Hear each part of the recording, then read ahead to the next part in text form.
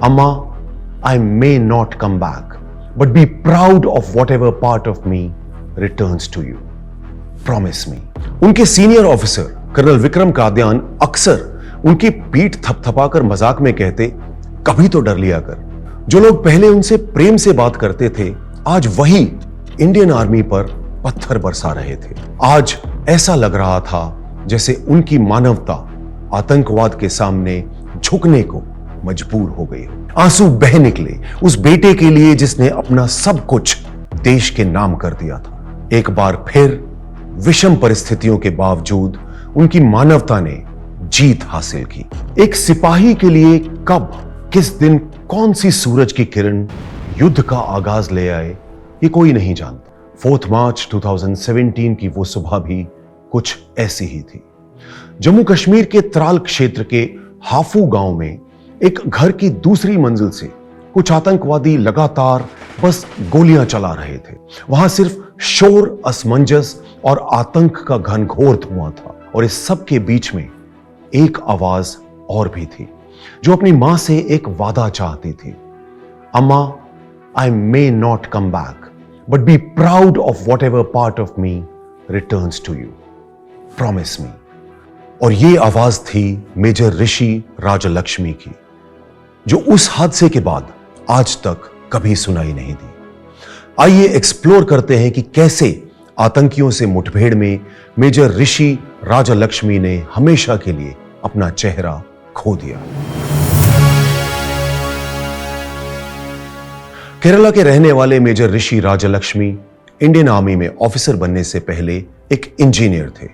उन्होंने अपने जीवन के शुरुआती दिनों में केरला स्टेट इलेक्ट्रिसिटी बोर्ड में एक असिस्टेंट इंजीनियर के तौर पर काम करके अपने करियर की शुरुआत की और फिर कुछ समय के लिए उन्होंने एयर इंडिया के साथ भी काम किया।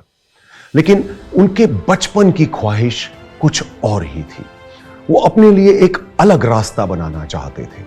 वो देश की सेना का हिस्सा बनना चाहते थे। अपनी उसी ख्वाहिश के चलते उन्हें IMA देहरादून में एडमिशन मिला, जहां उन्होंने अपनी मिलिट्री ट्रेनिंग पूरी की।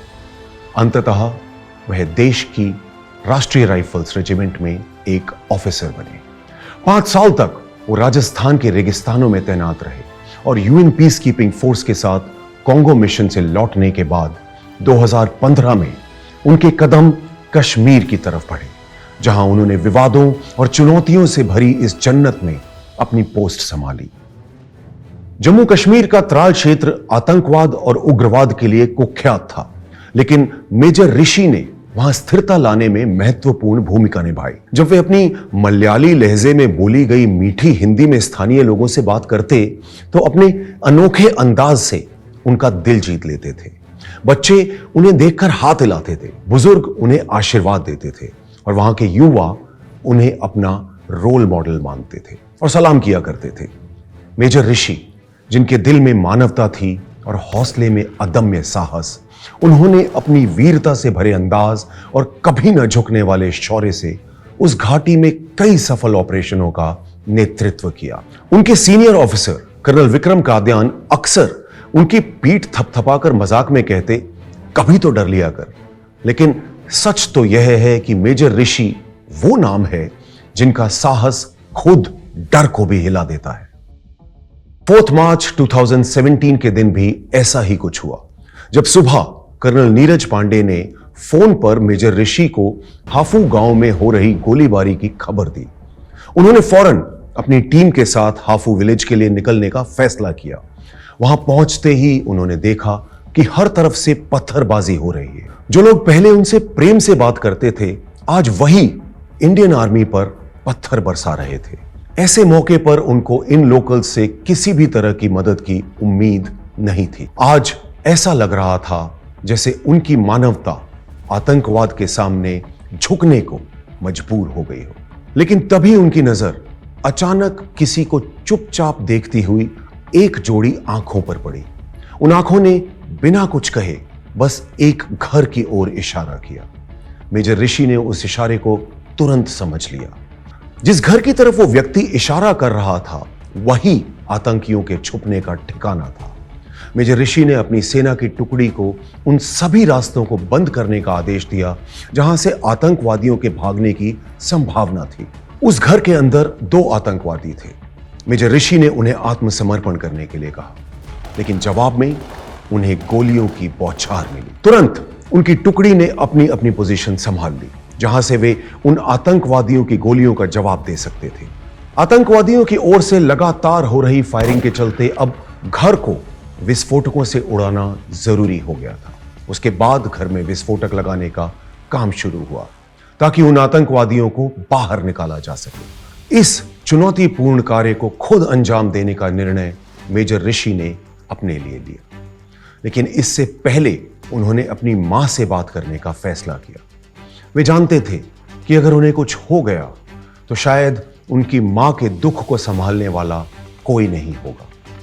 एक और वह अपनी मां से वादा कर रहे थे कि जो भी लौटेगा उस पर गर्व करेंगे, और दूसरी ओर उनके हाथ में 15 किलो का प्लास्टिक विस्फोटक था जो कभी भी फट सकता था। जब वह फोन पर बात कर रहे थे तभी एक पत्थर उनके सर पर आके लगा और माथे से खून बहने लगा। एक सैनिक ने उनके घाव पर पट्टी बांधी और आराम करने की सलाह दी, लेकिन वह लड़ाई का मैदान छोड़ने को तैयार नहीं हुए। उन्होंने अपनी क्विक रिस्पांस टीम को लीड किया और एक्सप्लोसिव्स को घर के आसपास लगाने लगे और घर के एक हिस्से को उड़ा दिया।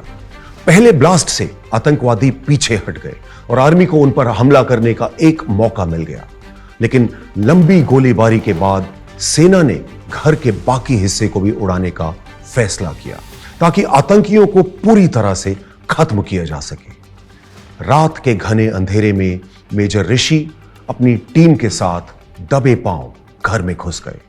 हर कदम पर खतरा मंडरा रहा था। जब ये विस्फोटक लगा रहे थे तभी उनकी नजर सीढ़ियों की ओर गई। वहां एक परछाई धीरे धीरे नीचे आती दिखाई दी। इससे पहले कि वे कुछ समझ पाते या प्रतिक्रिया दे पाते, अचानक करीब से 3 गोलियां चली। पहली गोली उनके हेलमेट को उड़ा कर ले गई। दूसरी और तीसरी गोलियां उनके चेहरे को चीरते हुए गुजरी। उनकी नाक और गाल की हड्डी पूरी तरह से डैमेज हो गई। दर्द से बेहाल, बुरी तरह जख्मी, फिर भी मेजर ऋषि ने अपनी टीम को तुरंत आगाह किया उन्हें इस खतरे से बचाने के लिए। इसके बाद उन्होंने अपनी AK-47 को शील्ड की तरह इस्तेमाल किया और किसी तरह से घर के बाहर आ गए। उनका चेहरा खून से पूरी तरह से लथपथ हो चुका था और हर तरफ सिर्फ खून की बहती हुई धारें दिख रही थी। जैसे ही वो बाहर पहुंचे, रेजिमेंटल मेडिकल ऑफिसर ने तुरंत उनके घावों को बांधा और फिर उन्हें जीप में बिठा दिया। समय ना गंवाते हुए फौरन हेलीकॉप्टर से श्रीनगर के 92 बेस हॉस्पिटल भेजा गया। उनकी हालत बेहद नाजुक थी। उनकी पत्नी मेजर अनुपमा 92 बेस हॉस्पिटल में ही पोस्टेड थी। जब मेजर ऋषि को वहां लाया गया वो होश में थे। उन्होंने अपनी पत्नी को देखा जो दर्द और चिंता में उनके सामने खड़ी थी, लेकिन उनकी चोटें बेहद गंभीर थीं। अगले दिन उन्हें और उनकी पत्नी को दिल्ली भेज दिया गया। दिल्ली में उनकी मां वो शब्द बार बार याद कर रही थीं जो उनके बेटे ने फोन पर कहे थे। उनका दिल बोझिल था, लेकिन मेजर अनुपमा ने पहले ही मां को समझा दिया था, मेजर ऋषि के सामने आंसू मत बहाना। पर मां का दिल आखिर कब तक सब्र करता। आंसू बह निकले उस बेटे के लिए जिसने अपना सब कुछ देश के नाम कर दिया था। 16 घंटे की भयंकर गोलीबारी के बाद आतंकवादियों का सफाया हो गया, लेकिन इसके बदले में मेजर ऋषि का चेहरा बुरी तरह जख्मी हो चुका था। नाक चली गई थी। उनकी आवाज जो कभी लड़ाई के मैदान में सबसे बुलंद हुआ करती थी, हमेशा के लिए शांत हो चुकी थी। वो सुन भी नहीं सकते थे, बोल भी नहीं सकते थे। 45 दिनों तक मेजर ऋषि ने एक शब्द भी नहीं कहा। नाक और गले से सांस लेना मुमकिन नहीं था। हर सांस अब एक ट्यूब के सहारे थी। अब तक उनकी 8 लंबी सर्जरी हो चुकी थी। हर एक सर्जरी 14 घंटे लंबी। हर बार 2 महीने का इंतजार और दर्द, और फिर एक और सर्जरी। डॉक्टर्स ने उनके पैर की हड्डी से उनके जबड़े को फिर से बनाना शुरू किया। उनके हर घाव को ठीक करने की प्रक्रिया दर्द से भरी हुई होती थी। इतने कठिन हालात में भी जिस ऑफिसर ने साहस से हर दर्द को सहा, वह सिपाही केवल इस बात से दुखी हुआ कि जब army chief general Bipin Rawat उनसे मिलने आए तो वह उन्हें खड़े होकर सैल्यूट नहीं कर सका। लेकिन उनका योगदान सिर्फ परिवार या भारतीय सेना तक सीमित नहीं था। त्राल के स्थानीय लोग जिनसे मेजर ऋषि ने मानवता का रिश्ता बनाया था, वो भी उनके स्वास्थ्य को लेकर बहुत चिंतित थे। वे अक्सर मेजर ऋषि के साथ ऑफिसर्स और सीनियर्स को कई बार फोन करते, सिर्फ ये जानने के लिए कि वह वीर अधिकारी जीवित है या नहीं और उनकी हालात में क्या सुधार हुआ।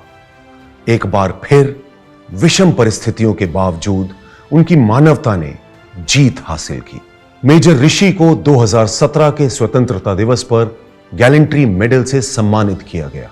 हालांकि उनके चेहरे का निचला हिस्सा काले बैंड से ढका हुआ था। इतना कुछ हो जाने के बाद मेजर ऋषि का हौसला अभी भी बुलंद था।